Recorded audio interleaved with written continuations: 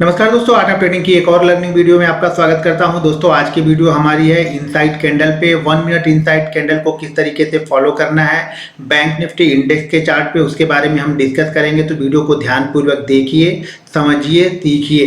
देखिए, सारा game practice का है। आप अगर जितनी अच्छी प्रैक्टिस करते हैं, अपनी एनालिसिस पे बिलीव करते हैं, तो मार्केट आपको रिवॉर्ड जरूर करेगा। आप लोग क्या करते हो, एनालिसिस कुछ और करते हो, ट्रेड जाके कुछ और करते हो। तो जो एनालिसिस करो वही ट्रेड करो, यानी आपने जो प्लान बनाया है हमेशा प्लान को एग्जीक्यूट करोगे तो ही मार्केट आपको यहाँ पे कुछ ना कुछ देके जाएगा। आपको लर्निंग भी मिलेगी, आपको एक्सपीरियंस भी आएगा और आपको अपने सेटअप पे बिलीव भी होगा। आप लोग क्या करते हो, प्लान कुछ और करते हो, ट्रेड कुछ और करते हो और रिजल्ट कुछ और एक्सपेक्ट करते हो। तो ये सब सारी चीजें नहीं होंगी। प्लान को एग्जीक्यूट करो, हर समय अपने प्लान को फॉलो करोगे तो मार्केट आपको रिवॉर्ड करेगा। तो चलिए हम देखते हैं कि 1 मिनट इनसाइड कैंडल को मैं किस तरीके से फॉलो करता हूं, क्या उस पर रूल्स है, क्या क्या चीजें मैं फॉलो करता हूं, क्या क्या चीजें उसमें करनी है और क्या क्या चीजें वहां पे नहीं करनी है, और सेटअप को कब इंप्लीमेंट करना है। इंपॉर्टेंट ये नहीं है कि 1 मिनट की इनसाइड कैंडल आपने देख ली, उस सेटअप को इंप्लीमेंट करना है। कई जगह पे क्या होता है, वो सेटअप बनता जरूर है लेकिन हम उस पर ट्रेड नहीं करते हैं। तो वो सब चीजें ध्यान रखनी है कि सेटअप को कब इंप्लीमेंट करना है और कब इंप्लीमेंट नहीं करना है। चलिए मैं व्हाइट बोर्ड पर चीजों को समझाता हूं, दिखाता हूं। उसके बाद एक नेक्स्ट वीडियो आप लोग के लिए बनाऊंगा जिसको मैं चार्ट पे एनालिसिस करके आपको बताऊंगा, जिसमें मैंने ट्रेड लिया होगा वो चार्ट आप लोग को वहां पे दिखाऊंगा और वहां पर भी मैं आप लोग को क्लियर कट समझा दूंगा। तो पहले हम व्हाइट बोर्ड पे देखते हैं, समझते हैं, इसको एक्सप्लेन करता हूं। जाके आप प्रैक्टिस कीजिएगा। प्रैक्टिस करने के बाद धीरे धीरे छोटी छोटी क्वांटिटी से आप इस पे ट्रेड भी कर सकते हैं। तो चलिए मैं व्हाइट बोर्ड पे आपको 1 मिनट इनसाइड कैंडल को समझाता हूं। अब मैंने यहाँ पे व्हाइट बोर्ड ले लिया है, तो व्हाइट बोर्ड में अब मैं आपको चीज़ों को समझाता हूँ। देखिए, मान लीजिए कि बैंक निफ्टी की क्लोजिंग हो गई है हमारी। पहले ध्यान रखिए क्लोजिंग कहाँ पे होती है, ये इंपॉर्टेंट है। क्लोजिंग के बेस पे ही हम डिसाइड करते हैं कि हमें इनसाइड कैंडल पे बाइंग करना है या सेल करना है।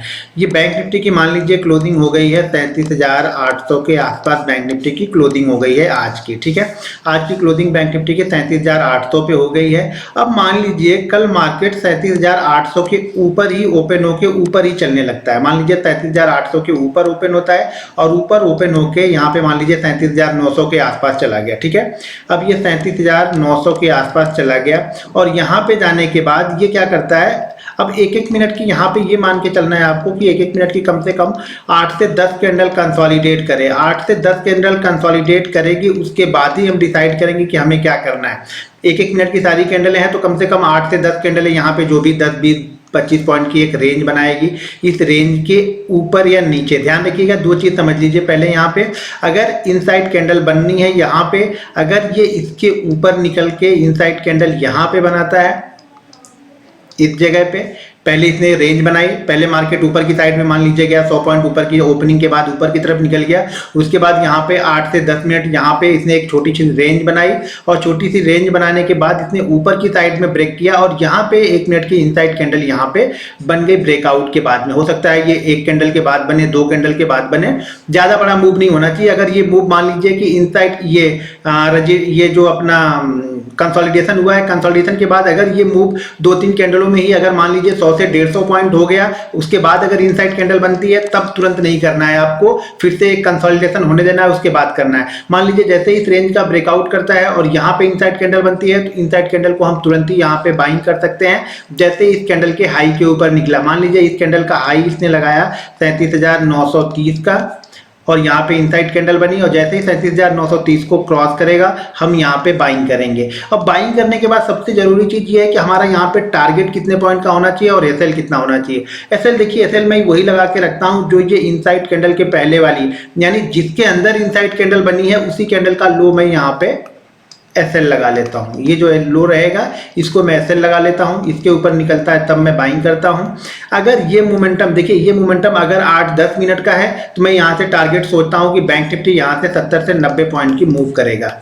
ठीक है, बैंक निफ्टी 70 से 90 पॉइंट का मूव करेगा अगर ये कंसोलिडेशन 7 से 8 मिनट का है। तब कब, जब मार्केट कंटिन्यू ऊपर गया है और ऊपर जाने के बाद ये कंसोलिडेशन हो रहा है, उसके बाद की बात कर रहा हूं, तब हमारा टारगेट यहाँ से 70 से 90 पॉइंट का होता है। अगर ये मूव मान लीजिए कि मार्केट काफी देर से कंसोलिडेट कर रहा है, 1-1.5 घंटे का कंसोलिडेशन यहाँ पे है। अगर यही कंसोलिडेशन मान लीजिए 1 से 1.5 घंटे का यहाँ पे होता है, 1 से 1.5 घंटे का कंसोलिडेशन होता है। उसके बाद जो मेरा टारगेट यहाँ पे होता है वो 120 से लेकर के 150 पॉइंट का टारगेट मैं यहाँ पे एक्सपेक्ट करता हूँ। टारगेट का मतलब ये बिल्कुल नहीं है कि ये आएगा ही आएगा। 120 की जगह अगर ये 90 पॉइंट के बाद से ही रिवर्स होने लगता है तो जो भी प्रॉफिट मेरा बनता होता है वहां पे कुछ ना कुछ मैं प्रॉफिट यहाँ पे बुक कर लूंगा, ये ध्यान रखिएगा।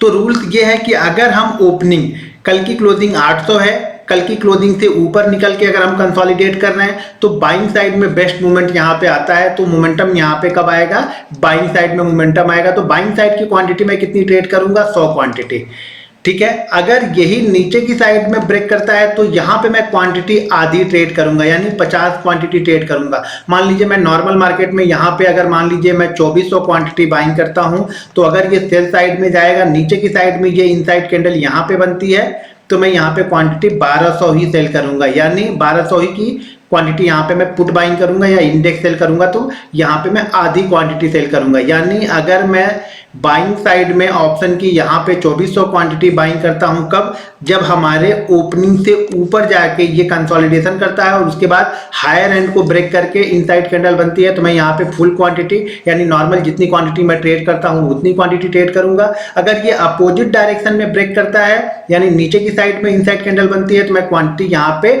आधी करूंगा। यानी अगर आप बाइंग साइड में 100 लेते हैं तो सेल साइड में आपको 50 ही यहाँ पे लेनी है, क्योंकि बाइंग साइड में मोमेंटम यहाँ पे अच्छा बनेगा, क्योंकि हम कल की क्लोजिंग से ऊपर की साइड में ट्रेड कर रहे हैं। अगर नीचे की साइड में यही चीज देखना है तो मान लीजिए कल की क्लोजिंग हमारी 38,700 पे है, मार्केट आज नीचे ओपन होकर नीचे की साइड में ही जा रहा है, ठीक है। और जाने के बाद यहाँ पे ये कंसोलिडेट करता है, कंसोलिडेट के बाद यहाँ पे मान लीजिए 8 से 10 मिनट की कंसोलिडेशन, देख कंसोलिडेशन मिनिमम 8 से 10 मिनट का होगा, तो ही आप इनसाइड कैंडल को 1 मिनट की फॉलो कीजिएगा, वरना फॉलो मत कीजिएगा। और सबसे अच्छी बात है, एक मूव होने के बाद ये कंसोलिडेशन होना चाहिए। ये कंसोलिडेशन ऐसा नहीं होना चाहिए कि बस यहीं पे कंसोलिडेट कर रहा है ये 1-1.5 घंटे से, 1-1.5 घंटे से कंसोलिडेट कर रहा है, तो पूरी उस रेंज को ब्रेक करेगा तभी इनसाइड कैंडल 1 मिनट की बनेगी, तभी ट्रेड करूंगा। अगर इसी फ्लो में आया, मान लीजिए बैंक निफ्टी 38,700 से गिरना स्टार्ट किया, ये आ गया 38,600 पे, ठीक है। और यहाँ पे आके ये 10-12 मिनट से कंसोलिडेट कर रहा है, और जैसे यहाँ पे इनसाइड कैंडल बनती है, मान लीजिए नीचे की साइड में ब्रेक करता है और इनसाइड कैंडल यहाँ पे बनती है, तो यहाँ पे मैं फुल क्वांटिटी फिर से ट्रेड करूंगा।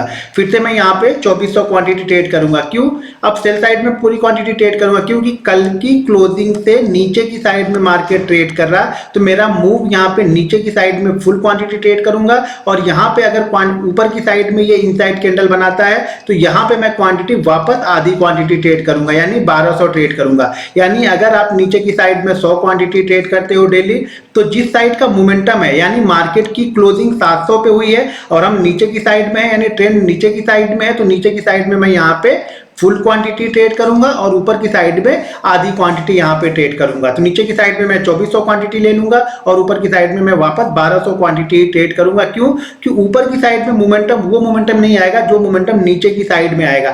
फास्ट मोमेंटम हमें कहां पे मिलेगा, नीचे की साइड में मिलेगा, क्योंकि मार्केट कल की क्लोजिंग से नीचे की साइड में ट्रेड कर रहा है, इसलिए मैं नीचे की क्वांटिटी यहाँ पे ट्रेड करूंगा। एक चीज हमेशा ध्यान रखिएगा, अगर आप 1 मिनट की इनसाइड कैंडल फॉलो करते हैं तो कभी भी मार्केट को एक मूव पहले देने दीजिए। मार्केट मान लीजिए यहाँ से गिरता है, यहाँ से चालू होता है गिरना, यहाँ से गिर के चालू होके या 100 पॉइंट, 50 पॉइंट, 80 पॉइंट, 90 पॉइंट, एक 50 से 100 पॉइंट की मूवमेंट एक वन वे हो जाए, उसके बाद कहीं पे थोड़ी देर कंसोलिडेट करे 5 मिनट 10 मिनट, और उसके बाद इनसाइड कैंडल बनती है, वही इनसाइड कैंडल हमारे लिए बेस्ट मोमेंटम देगी। अगर मार्केट कंटिन्यू गिरते हुए चला रहा है, इस बीच में इनसाइड कैंडल कोई बनती है 1 मिनट की, तो मैं उसको फॉलो नहीं करूंगा। फॉलो तभी करूंगा जब मार्केट यहाँ पे एक कंसोलिडेशन के बाद वो इनसाइड कैंडल बनेगी, तभी हमें मोमेंटम मिलेगा और तभी हम ट्रैप नहीं होंगे। अगर उसी फ्लो में कहीं पे बनता है तो फिर ट्रैप होने के चांसेस यहाँ पे ज्यादा रहेंगे। तो इनसाइड कैंडल अगर आपको भी फॉलो करनी है तो ध्यान ये रखिएगा कि अगर कल की क्लोजिंग से ऊपर की साइड में चल रहे हैं हम,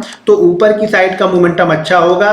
कल की क्लोजिंग से अगर हम नीचे की साइड में ट्रेड कर रहे हैं तो यहाँ पे इनसाइड कैंडल अगर 1 मिनट की बनती है तो नीचे का मोमेंटम अच्छा होगा, ऊपर का मोमेंटम होगा लेकिन उतना अच्छा नहीं होगा। इसलिए ऊपर की जब हम ट्रेड करते हैं तो हम यहाँ पे क्वांटिटी आधी ट्रेड करते हैं, और जिस साइड का ट्रेंड है यानी कल की क्लोजिंग से निगेटिव ट्रेंड है तो हम यहाँ पे नीचे की साइड में ज्यादा क्वांटिटी ट्रेड करेंगे। ज्यादा क्वांटिटी का मतलब नॉर्मल क्वांटिटी, अगर मैं रोज 100 क्वांटिटी ट्रेड करता हूं तो 100 क्वांटिटी ट्रेड करूंगा, लेकिन ऊपर की साइड में मैं आधी ट्रेड करूंगा। अगर मार्केट कल की क्लोजिंग से ऊपर की साइड में ट्रेड कर रहा है, तो जब मार्केट इनसाइड कैंडल बना के ऊपर की साइड में ब्रेक देगा तो यहाँ पे मैं अपनी फुल क्वांटिटी ट्रेड करूंगा, और जब नीचे की साइड में इनसाइड कैंडल बनेगी तो यहाँ पे मैं हाफ क्वांटिटी ट्रेड करूंगा, या नहीं भी ट्रेड करोगे तो भी चलेगा। या आप कंफ्यूज नहीं होना चाहते हैं तो सिर्फ फ्लो को, एक ही मोमेंटम को फॉलो करो कि कल की क्लोजिंग से ऊपर जाके कंसोलिडेट के बाद में अगर इनसाइड कैंडल बनती है तो मैं बाइंग करूंगा, कल की क्लोजिंग से नीचे आके मार्केट कंसोलिडेट करके इनसाइड कैंडल बनाता है तो मैं सेल करूंगा। बस दो ही व्यू बना के रखो, कंफ्यूज मत हो तीसरे में। देखो मैं दोनों करता हूं इसलिए मैंने दोनों बता दिया।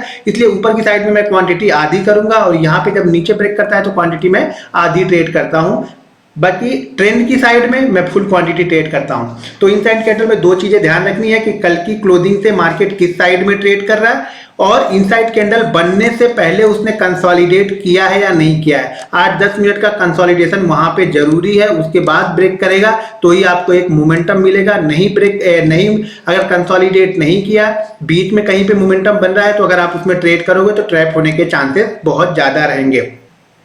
दोस्तों अगर आप भी फ्री प्रीमियम ग्रुप से जुड़ना चाहते हैं तो वीडियो की डिस्क्रिप्शन में लिंक है, उस लिंक के जरिए जाके आपको Zerodha, angel broking, Upstox, alliance blue, fire में से किसी एक के साथ अपना डीमेट अकाउंट ओपन कीजिए, और डीमेट अकाउंट ओपन करने के बाद लॉगिंग आईडी वीडियो के डिस्क्रिप्शन में एक व्हाट्सअप नंबर दिया है वहां पर सेंड कर दीजिए, जिससे हम आपको अपने प्रीमियम ग्रुप में ऐड कर देंगे। अगर आप भी फ्री बैंक निफ्टी ऑप्शन की ट्रेनिंग लेना चाहते हैं तो जो अकाउंट आपने हमारे लिंक से ओपन किया है, अगर आप उसी में ट्रेड करते हैं तो आप फ्री ट्रेनिंग के लिए भी एलिजिबल हो जाएंगे। जो नेक्स्ट बैच है ट्रेनिंग का वो अक्टूबर में स्टार्ट होने वाला है, तो जिन सज्जन ने अभी तक अकाउंट ओपन नहीं किया है और अगर आप फ्री ट्रेनिंग लेना चाहते हैं तो फटाफट अपने डीमेट अकाउंट ओपन कर लीजिए और उसी में छोटे मोटे 2-4 ट्रेड कर लेंगे तो आप फ्री ट्रेनिंग के लिए एलिजिबल हो जाएंगे। उम्मीद है कि 1 मिनट इनसाइड कैंडल को आपने अच्छी तरह से समझ लिया होगा जैसा मैंने समझाया है। नेक्स्ट वीडियो इसकी बनाऊंगा जो कि चार्ट पे बनाऊंगा, जो मैं ट्रेड लूंगा उस समय बना दूंगा कि किस तरीके से इनसाइड कैंडल को किस तरीके से और क्या क्या चीजें आपको ध्यान में रखनी है, तो उस वीडियो को भी जा करके देख लीजिएगा। मेरे ख्याल से नेक्स्ट वीक में कोई ऐसा ट्रेड मिलेगा तो मैं उसकी वीडियो आप लोग के लिए जरूर बना दूंगा।